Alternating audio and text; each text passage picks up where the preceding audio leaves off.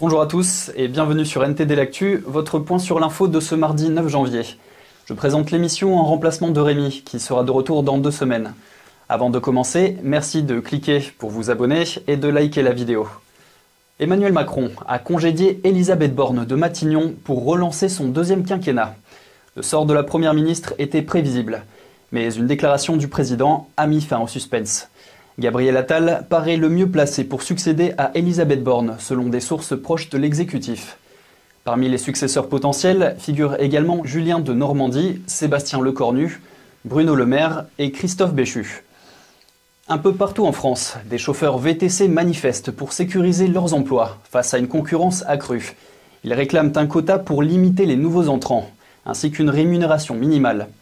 De plus, ils demandent à être affectés à une seule région pour limiter la concurrence et obtenir des conditions de travail plus équitables. Les chauffeurs envisagent aussi des actions pendant les Jeux Olympiques pour se faire entendre.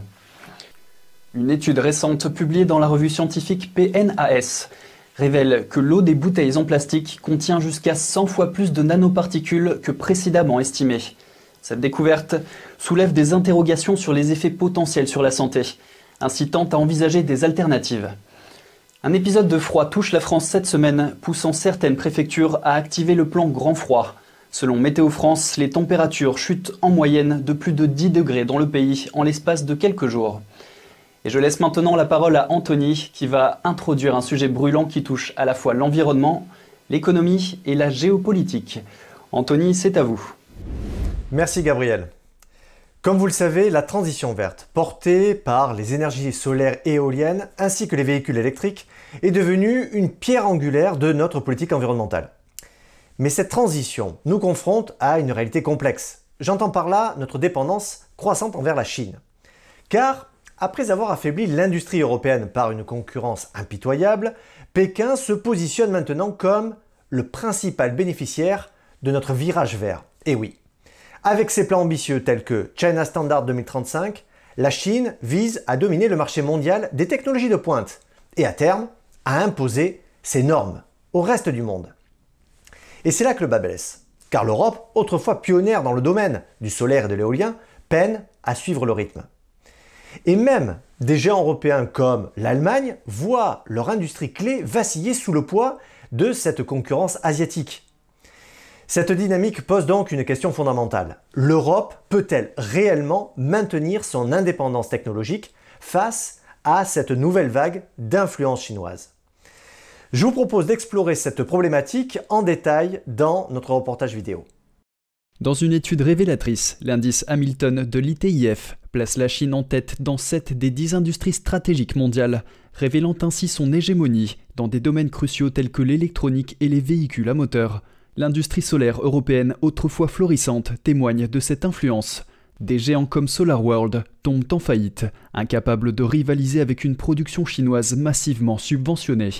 L'Europe peine à rivaliser avec la production massive chinoise, qui détient désormais 75% des capacités mondiales.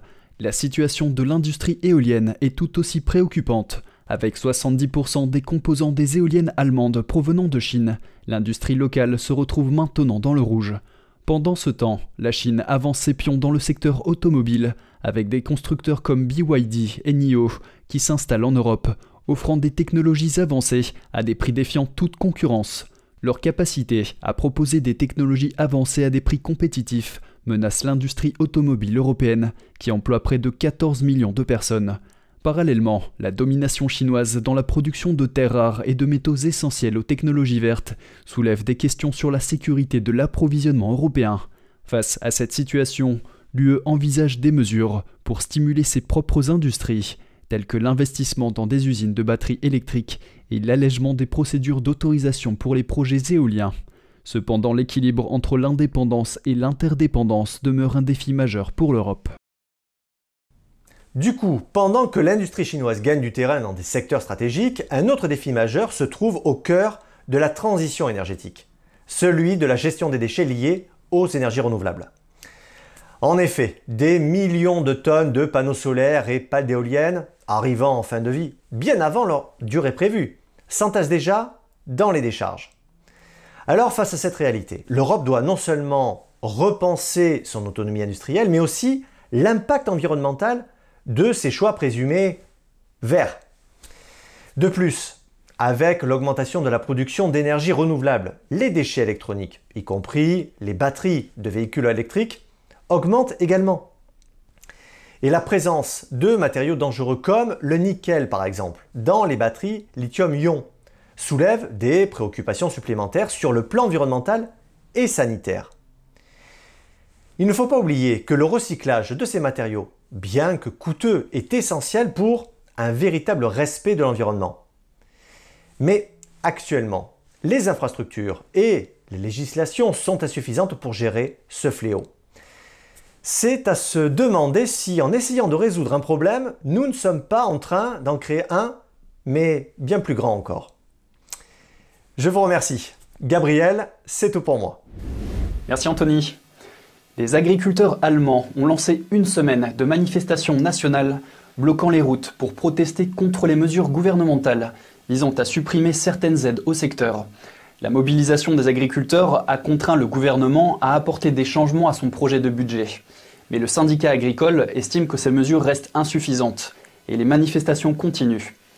Le chef d'un syndicat agricole a déclaré « Nous ne voulons pas perdre le soutien et la solidarité que nous avons reçus d'une grande partie de la population. » Des chercheurs prévoient de creuser un tunnel jusqu'à la chambre magmatique du volcan islandais Krafla, dans le but de produire de l'énergie géothermique à moindre coût.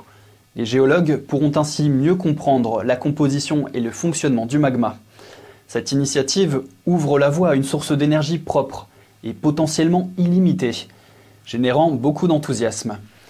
Un haut chef militaire du Hezbollah, allié du Hamas, a été tué dans une frappe israélienne au Liban. C'est le plus haut responsable du Hezbollah tué par Israël depuis le début du conflit. En représailles, 62 roquettes ont été lancées sur une base militaire israélienne. Et on passe aux actualités sur la Chine avec Vladia. Vladia, on vous écoute. Merci Gabriel, bonjour à tous. Une question centrale dans les prochaines élections à Taïwan, comment l'île doit-elle gérer ses relations avec la Chine? Un candidat à la présidence propose simplement d'être patient. 30 years ago when I was a surgeon, we found the tumor. We would try to remove it. But at this moment, no. We just try to live with it. Ko Wen-je a parlé des défis économiques actuels de la Chine et affirme que Pékin ne veut pas d'une guerre avec Taïwan. Mais il ajoute qu'il y a toujours un risque. Il explique que la Chine est une dictature, ce qui rend l'éventualité d'une guerre imprévisible. De récents sondages placent Ko en 3e position. L'actuel vice-président, William Lai, reste quant à lui en tête. Monsieur Lai fait partie du parti progressiste au pouvoir qui soutient fermement l'indépendance de facto de Taïwan. Selon un reportage de Reuters, la pression exercée par l'armée chinoise devrait persister quelle que soit la personne qui occupe le poste de président. La Chine est confrontée à une crise démographique majeure. Les femmes sont de moins en moins nombreuses à vouloir des enfants. Entre 2012 et 2022, le nombre de nouveau-nés en Chine a chuté de près de 6 millions. La tendance à la baisse n'a pas encore atteint son point culminant et s'aggrave. Un article du Wall Street Journal montre que le taux de natalité de la Chine est en chute libre. L'article suggère que les causes du faible taux de natalité sont liées à la pression politique et sociale. Les femmes chinoises en ont visiblement assez puisque le régime communiste les sollicite, voire les harcèle pour qu'elles aient plus d'enfants. Outre la pression financière liée à l'éducation des enfants, les futurs parents sont également confrontés à un autre problème.